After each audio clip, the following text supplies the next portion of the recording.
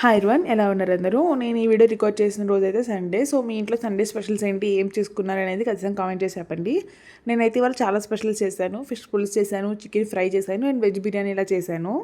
So నేను ఒక్కదాన్నే, ఎవరి హెల్ప్ లేకుండా వితిన్ 12 లోపు ఇన్ని వెరైటీస్ చేసేసాను. సో ఎలా చేశాను ఏంటి అనేది వీడియో చివరి వరకు చూస్తే మీకే అర్థమవుతుంది. సో నేనైతే ఫస్ట్ మార్నింగే ఫిష్ పులుసు చేసి పక్కన పెట్టేశాను. ఎందుకంటే ఫిష్ కొంచెం ఆరితే చల్లారితే మనకి గ్రేవీ అనేది థిక్గా అవుతుంది, టేస్ట్ బాగుంటుందని ఫస్ట్ ఫిష్ చేసి పక్కన పెట్టేశాను. అండ్ ఇక్కడ వెజ్ బిర్యానీకి అన్నీ రెడీ చేసుకున్నాను. ఆనియన్స్, క్యారెట్ కట్ చేసి పక్కన పెట్టుకున్నాను. అండ్ బాస్మతి రైస్ కూడా వాష్ చేసి పక్కన పెట్టుకున్నాను. మనకి అది ఉంటుంది కదా, పుదీనా కూడా కోసి పక్కన పెట్టుకున్నాను. సో దట్ ఈజీగా చేసేసుకోవచ్చు ఫాస్ట్గానని. సో ఒక ప్యాన్లో ఆయిల్ వేసుకొని మనకి వెజ్ బిర్యానీకి కావాల్సిన మసాలాలు ఉంటాయి కదా, షాజీరా, దాల్చిన చెక్క, ఇవన్నీ వేసేసుకున్నాను. సో నేనైతే మసాలాలు ఎక్కువ వేయనండి, ఎందుకంటే మా ఇంట్లో మసాలాలు ఎక్కువ వేస్తే ఎవరు అంతగా తినరు. అంటే మనం ఏంటంటే తింటే కొంచెం ఎమ్మీగా ఉండాలి, మంచిగా ఉండాలి. సో అందుకే మసాలాలు ఎక్కువ వేసి చేయను, చాలా చక్కగా లైట్గా చేస్తాను. అండ్ ఇందులో అల్లం వెల్లుల్లి పేస్ట్, గరం మసాలా అవి కూడా కొంచెం వేస్ట్ చేస్తాను. అప్పుడు ఏంటంటే చాలా మనకి ఎక్కువ హెవీగా అనిపించదు, చాలా లైట్గా బాగుంటుంది టేస్ట్ అనేది. అండ్ బాస్మతి రైస్ మీరు ఎవరైనా ట్రై చేయాలనుకుంటే ఒకసారి డీమార్ట్లో ట్రై చేయండి. లూజ్ బాస్మతి రైస్ ఉంటాయి కదా, అవి చాలా బాగుంటాయి.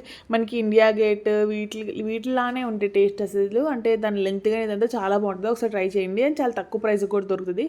కేజీ అరౌండ్ 89 to 90 రూపీస్ ఉంటుంది అంతే. అండ్ నేను మిల్ మేకర్ ఎప్పుడు చిన్న మిల్ మేకర్ తెస్తాను. ఈసారి ఎందుకు పెద్ద మిల్ మేకర్ తెచ్చాను. సో అవి చాలా పెద్దగా ఉన్నాయి. సో వాటిని పీసెస్ కట్ చేశాను, అయినాగా నాకు చాలా పెద్దగా అనిపించాయి. సో పెద్ద మిల్ మేకర్స్ అంత టేస్ట్ ఉండవండి, చిన్న మిల్ మేకర్సే బాగుంటాయి. సో మీరు ఎప్పుడైనా ట్రై చేయాలనుకుంటే చిన్న మిల్ మేకర్సే ట్రై చేయండి. సో నావి అయిపోయాక నేను ఈసారి ఇంకెప్పుడు చిన్నవే తెస్తాను మోస్ట్లీ. అండ్ రీసెంట్గా మనకి కాశ్మీర్ పెహల్గామ్లో జరిగిన ఇన్సిడెంట్ అయితే చాలా అంటే చాలా బాధాకరం. మేము 2022లో వెళ్ళినట్టున్నాము అక్కడికి. అసలు ఇలా జరుగుతుంది అసలు ఎక్స్పెక్ట్ చేయలేదు. ఆ వీడియోస్ ఇవన్నీ చూస్తే చాలా బాధేస్తుంది. అసలు ఇలా జరుగుతుందని ఎవ్వరూ ఊహించుంటారు కదా. చక్కగా ఈ వర్క్ స్ట్రెస్, మన రెగ్యులర్ లైఫ్ నుంచి కొంచెం ప్రశాంతంగా హ్యాపీగా ఉండొచ్చు ఫ్యూ డేస్ అయినా కానీ, అందరు ఫ్యామిలీతో చక్కగా ఎంజాయ్ చేయడానికి వెళ్తారు. బట్ ఇలా జరిగింది అసలు.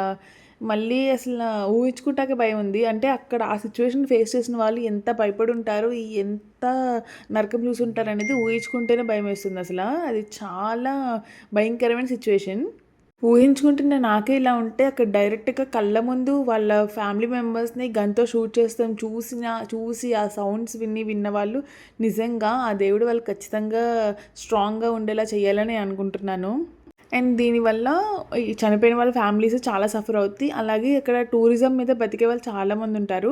సో ఇవాళ వెళ్ళి ఒక 2 హార్స్ రైడ్స్ చేస్తేనే వాళ్ళకి డబ్బులు వచ్చి వాళ్ళు ఫుడ్ కొనుక్కోగలిగిన సిచ్యువేషన్స్లో ఉంటారు అక్కడ చాలామంది పెహల్గామ్లో.